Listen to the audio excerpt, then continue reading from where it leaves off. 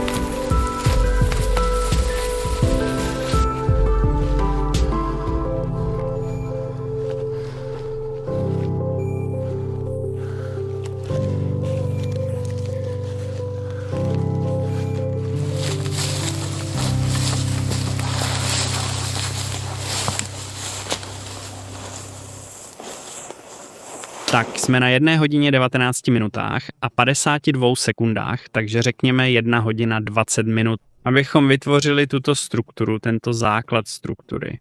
Bylo by potřeba přidat dobrých půl hodiny na vložení kapradin dovnitř, abychom opravdu udělali pořádné polstrování, co nejvíc to jde, kvůli tepelné izolaci. A co se týče nepropustnosti, nebude to špatné, ale zvládnu tak hodinu deště, možná 2 hodiny deště, potom už to nebude tak vodotěsné. Kdybych čekal silné deště, nebo kdyby byly opravdu náročné zimní podmínky v tu chvíli, musel bych strávit alespoň o hodinu víc vkládáním kapradin. A pak rostliny, co nejvíc rostlin, možná kůru, pokud bychom ještě nějakou našli, a mech. Pokud se vám podaří udělat vrstvu silnou 30 nebo 40 cm, budete mít opravdu něco nepropustného. Nejlepší je dělat takovéto přístřešky pro dvojici. Za hodinu to zvládnete úplně bez problémů. Nezapomeňte na 3 důležitá pravidla, o kterých jsem už mluvil v jiných videích. Když stavíte nebo si připravujete přístřešek, nedělejte to pod velkými stromy, nebo alespoň se vyhněte suchým větvím.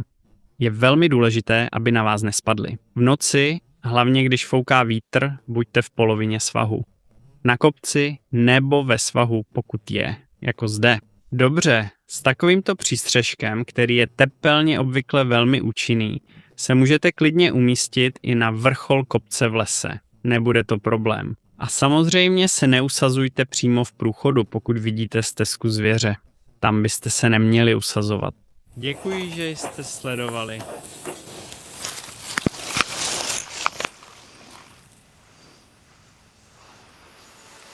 Tímto končíme. Děkuji, že jste sledovali až do konce. Viděli jste sestavení tohoto nouzového přístřešku bez nářadí od začátku do konce a brzy se na vás těším v dalším videu.